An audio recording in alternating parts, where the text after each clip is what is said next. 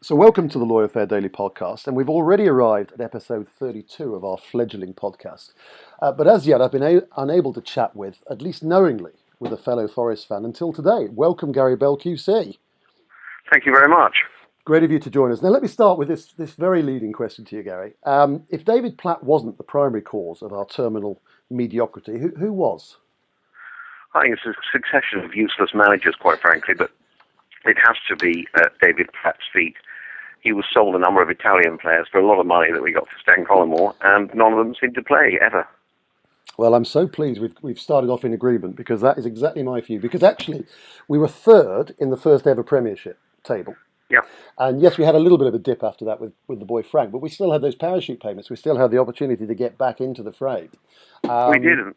And when we came up with Frank Clark, a new manager, we ended up getting promoted, and then having been promoted, qualifying for Europe in that year. Absolutely. And we played Malmo again in the UEFA Cup, as you know, which of course brings back tears of memories and stuff from Munich. But yes, I've always viewed David Platt with some hostility, as do my fellow members in the season ticket enclosure. And I'm very pleased you've come to an agreement, because since then it's been endless, hasn't it? It has. But the thing about football management, if I can just stray into that, is that it'd be a wonderful thing to get into, because as soon as you get the sack for being incompetent, you get another job that's highly paid, because you've got experience of failure. Yeah, well, the problem with football management, I agree entirely. Again, if you have one success, so one vague promotion that was actually nothing down to you, it was down to variable constituent parts of players and momentum, whatever. You get that one promotion, you then live off it for 10 or 15 years. We could name the managers now, couldn't we, if we wanted to? We could go through, but we might be sued for libel. We might be. Gary, listen, thanks again for joining us. Amongst the many achievements that Gary has achieved, he wrote a book called Animal QC, which chronicled his, I think I can phrase it, adventures. I hate the word journey, but adventures from pit village to Queens Counsel, and therefore pretty well qualified to write the article that you wrote last week, Gary, which we picked up on, which was about social mobility and the narrowing of opportunities. Yes. So let me ask you this. How would Gary Bell QC encourage your younger self today to kind of negotiate these additional hurdles? Well, I might try and encourage my younger self, but with the additional hurdles of having to incur debts of over £50,000 to qualify, and that's just for a degree. That doesn't take into account your bar school and then your pupilage. I don't see how working class people could possibly get their heads around those figures. And do you think it's only down to the student debt? I mean, I view the bar as a much more diverse world than it was in '89. I mean, are the wider opportunities not incentive enough to kind of pull you through that debt hurdle? I think at the bar they're not, because certainly if you want to go to the criminal bar, and I think the criminal bar is what people really associate being a barrister with. Apologies to you, I know you used to work in as a commercial chambers. But there still hasn't been a television programme yet saying Rumpole of the Chancery Bar. Or it was a bitter part of my life, but thank you for bringing it back up. That's okay. So I think the criminal bar is under pressure financially. People are being paid a lot less money. There's the legal aid cuts, which keep coming in waves. And still no sign yet of the Socialist Workers' Party lifting up their banners and saying more pay for barristers. So the rewards are much less at the end of the day, and the amount of money it costs to qualify is just eye-watering. Mm. Well, I mean, you've hit another area there, haven't you? I mean, it's a real challenge for the bar, isn't it? They're not a sympathetic body for the public to get behind in terms of fees, are they? I mean, whether it's because they lost the PR battle or whatever it might be, the fat cat emblem hangs around them. I have to say, protesting on the steps of the court in their full wig and gown probably wasn't the best bit of PR.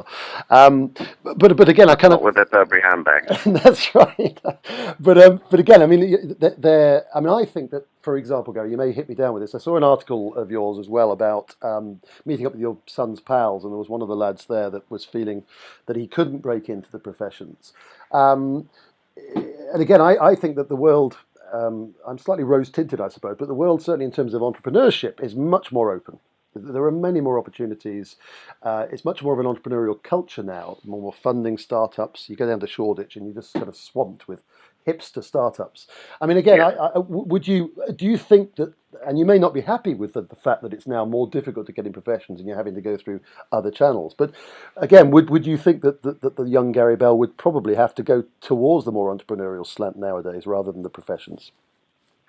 I like to think that had I been a young Gary Bell and been guided by an older Gary Bell, I would still have tried to get into the criminal bar and had less expectations of earning money, but of having a fantastic career that would be mentally stimulating and very worthwhile from a justice perspective.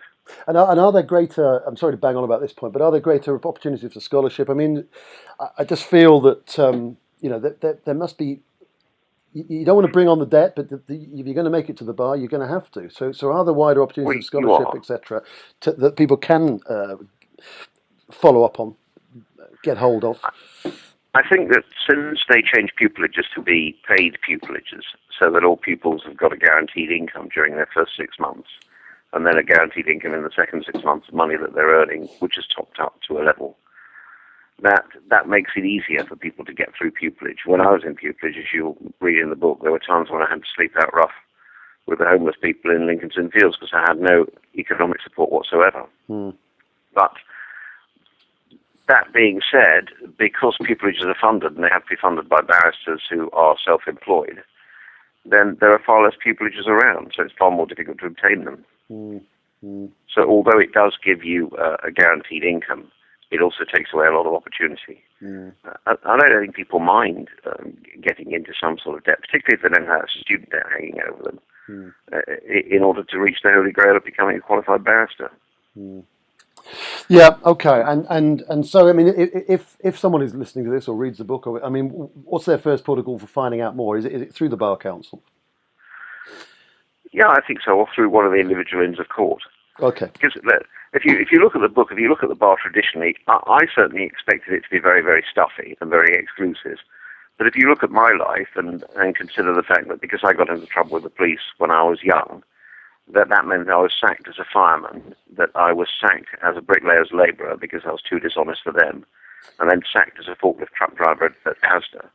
I didn't think there was much chance of the bar saying, yes, you can be a barrister, but they did. They said everybody is entitled to a second chance. You've turned your life around since then. So welcome to the bar, and I haven't looked back since. Well, I think that's a very good point to make. I didn't want to kind of go into and I have to say, I'm not like Jonathan Ross. I don't pretend that I've read every book. So I haven't read the book, Gary. But I will be downloading it after the day's chat. But the point I'd make about that as well is I used to work for, my happier times as a clerk were at Lincoln House Chambers in Manchester. And a large hurrah to them because they always took that view. And I think people should realise that, if you have a little bit of a wobble in your earlier days, it's not going to stop you, particularly if you're in front of the right kind of people, and obviously you need to research that and find out what's right for you. But I know that Lincoln House took a great view on people's pasts, and it didn't stop them bringing them into the bar. And you obviously had that same experience. Yes. Yeah, brilliant. Gary, thank you again very much for your input, and if nothing else, for agreeing with David Platt, because that's been a bugbear of mine for 18 years now. But I appreciate you giving us the time. No, that's very kind. Thank you very much. Not at all. And I will be putting a link on the podcast and our wider social media for Animal QC, which is Gary's fantastic book, which I haven't yet read, but I will soon. Thank you. Thanks, Gary. All the best. Bye-bye. And that was the LawyerFair Daily Podcast. Thank you for listening. There will be more tomorrow.